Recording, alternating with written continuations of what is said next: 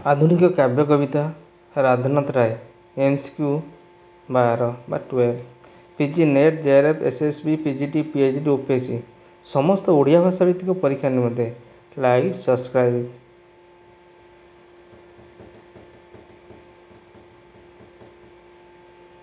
ଧନ୍ୟ ସେ ପ୍ରୀତିକି ମରଣ ଭୀତିକି ପ୍ରୀତି ନ ପାରାଇ ଜିଣି ଶିରୀଷ ମୁଦ୍ରା ଲବଣୀ ପିତୁଳା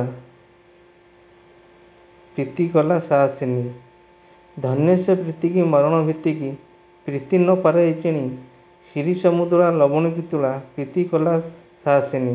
ଏହା ନିମ୍ନଲିଖିତ କେଉଁ କାବ୍ୟର ଏକ ପଂକ୍ତି ଅଟେ? କେଦାର ଗୌରୀ, ଚନ୍ଦ୍ରଭାଗା, ହେମଶସ୍ୟ, ଧୂପ।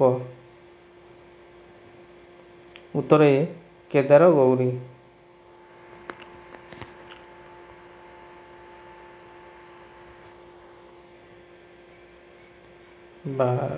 ଯେ ଯେଡ଼େ ତେଜସ୍ୱୀ ତା ତେଜ ମୋତେ ଅଛଇ ଜଣା, ଫୁଲର ସର ଆଗେ ପଡ଼ିଲେ ବୁଦ୍ଧି ହୁଅଇ ବଣା। ଯେ ଯେଡ଼େ ତେଜସ୍ୱୀ ତା ତେଜ ମୋତେ ଅଛଇ ଜଣା, ଫୁଲ ସର ଆଗେ ପଡ଼ିଲେ ବୁଦ୍ଧି ହୁଅଇ ବଣା। ଏହା ନିମ୍ନଲିଖିତ କେଉଁ କାବ୍ୟର ଏକ ପଂକ୍ତି ଅଟେ? ଏ ରେ ପାର୍ବତୀ, ବି ରେ ନନ୍ଦିକେଶ୍ୱରୀ, ସି ରେ ଚନ୍ଦ୍ରଭାଗା, ଡି ରେ ଉଷା। ଉତ୍ତର ସି ଚନ୍ଦ୍ରଭାଗା।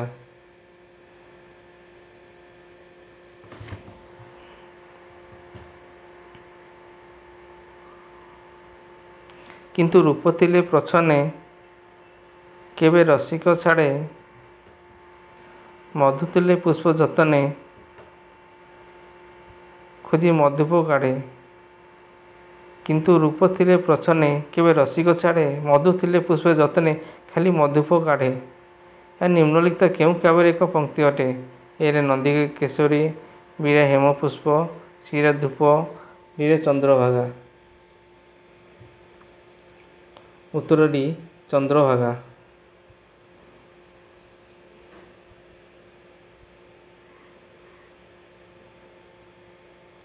ମିଶିଯାଏ ପ୍ରଭାତୀ ତାରା ରବି କିରଣେ,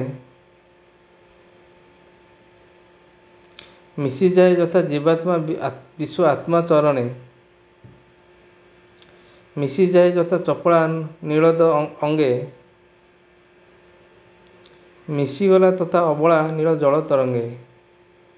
ମିଶିଯାଏ ଯଥା ପ୍ରଭାତୀ ତାରା ରବି କିରଣେ, ମିଶିଯାଏ ଯଥା ଜୀବାତ୍ମା ବିଶ୍ୱ ଆତ୍ମା ଚରଣେ। ମିଶିଯାଏ ଯଥା ଚପଳା ନୀଳଦ ଅଙ୍ଗେ, ମିଶିଗଲା ତଥା ଅବଳା ନୀଳ ଜଳ ତରଙ୍ଗେ। ଏହା ନିମ୍ନଲିଖିତ କେଉଁ କାବ୍ୟର ଏକ ପଂକ୍ତି ଅଟେ? ଏ ରେ ଚନ୍ଦ୍ରଭାଗା, ବି ରେ ଉଷା, ସି ରେ ପ୍ରେମବଲ୍ଲରୀ, ଡି ରେ କେଦାର ଗୌରୀ। ଉତ୍ତର ଏ ଚନ୍ଦ୍ରଭାଗା।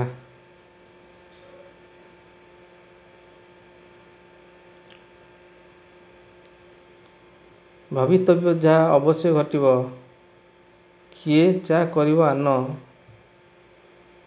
କିଏ ଅବା ଏହି ଜ୍ୟୋତିଚକ୍ର ଗତି ରୋଧିବାକୁ ବଳବାନ। ଭାବିତବ୍ୟ ଯାହା ଅବଶ୍ୟ ଘଟିବ, କିଏ ଚା କରିବ ଆନ, କିଏ ଅବା ଏହି ଜ୍ୟୋତିଚକ୍ର ଗତି ରୋଧିବାକୁ ବଳବାନ। ଏହା ନିମ୍ନଲିଖିତ କେଉଁ କାବ୍ୟର ଏକ ପଂକ୍ତି ଅଟେ? ଏ ରେ ଉଷା, ବି ରେ ପାର୍ବତୀ, ସି ରେ ଚନ୍ଦ୍ରଭାଗା, ଡି ରେ କୀଚକ ବୋଧ। ଉତ୍ତର ବି ପାର୍ବତୀ।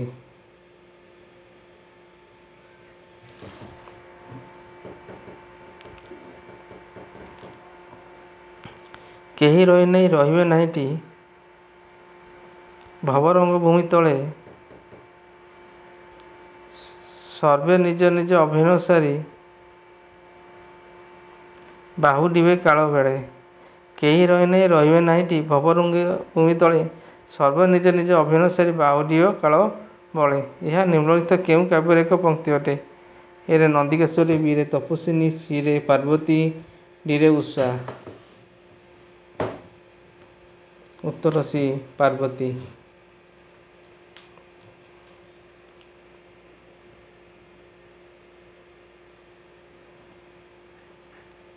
ଉତ୍କଳ କମଳ ବିଳାସୀ ଦୀର୍ଘିକା, ମରାଳ ମାଳିନୀ ନୀଳାମ୍ବୁ ଚିଲିକା। ଉତ୍କଳ ତୁଇ ଚାରୁ ଅଳଙ୍କାର, ଉତ୍କଳ ଭୁବନେ ଶୋଭାର ଭଣ୍ଡାର। ଉତ୍କଳ କମଳ ବିଳାସୀ ଦୀର୍ଘିକା, ମରାଳ ମାଳିନୀ ନୀଳାମ୍ବୁ ଚିଲିକା। ଉତ୍କଳ ତୁଇ ଚାରୁ ଅଳଙ୍କାର, ଉତ୍କଳ ଭୂମିରେ ଶୋଭାର ଭଣ୍ଡାର। ଏହା ନିମ୍ନଲିଖିତ କେଉଁ କାବ୍ୟର ଏକ ପଂକ୍ତି ଅଟେ? ଏରେ ଇନ୍ଦୁମତୀ, ବିରେ ନନ୍ଦିକେଶ୍ୱରୀ, ସିରେ ଯଯାତିକେଶରୀ, ଡିରେ ଚିଲିକା। ଉତ୍ତର ଡି ଚିଲିକା।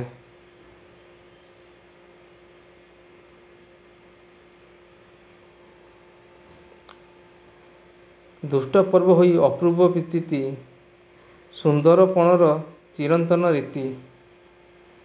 ସୁନ୍ଦର ତୃପ୍ତିର ଅବସାଦ ନାହିଁ, ଯେତେ ଦେଖୁଥିଲେ ହେ ନୂଆ ଦିଶୁଥାଇ। ଦୁଷ୍ଟ ପର୍ବ ହୋଇ ଅପୂର୍ବ ପ୍ରୀତି, ସୁନ୍ଦର ପଣ ଚିରନ୍ତନ ରୀତି। ସୁନ୍ଦରରେ ତୃପ୍ତିରେ ଅବସାଦ ନାହିଁ, ଯେତେ ଦେଖୁଥିଲେ ହେ ନୂଆ ଦିଶୁଥାଇ। ଏହା ନିମ୍ନଲିଖିତ କେଉଁ କାବ୍ୟର ଏକ ପଂକ୍ତି ଅଟେ? ଏରେ ଚିଲିକା, ବିରେ ଉର୍ବଶୀ, ସିରେ ଚନ୍ଦ୍ରଭାଗା, ଡିରେ ତପସ୍ୱିନୀ। ଏରେ ଉତ୍ତର ହେଲା ଏରେ ଚିଲିକା।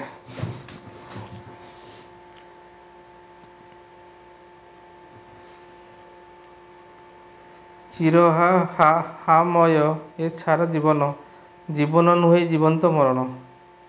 ଚିରଦିନ ଦୁଃଖ ପ୍ରହାରରେ ଜର୍ଜର, ପଟ୍ଟଶିଷ ହୁଏ ଦୁଃଖେ ଗୁରୁଙ୍କର। ଚିର ହାମୟ ଏ ଛାର ଜୀବନ, ଜୀବନ ନୁହେଁ ଜୀବନ୍ତ ମରଣ। ଚିରଦିନ ଦୁଃଖ ପ୍ରହାରରେ ଜର୍ଜର, ପଟ୍ଟଶିଷ ମୁହଁ ଦୁଃଖେ ଗୁରୁଙ୍କର। ଏହା ନିମ୍ନଲିଖିତ କେଉଁ କାବ୍ୟର ଏକ ପଂକ୍ତି ଅଟେ? ଏରେ ଚନ୍ଦ୍ରଭାଗା, ବିରେ ନନ୍ଦିକେଶ୍ୱରୀ, ସିରେ ଚିଲିକା, ଡିରେ ମହାଯାତ୍ରା। ଉତ୍ତର ସି ଚିଲିକା।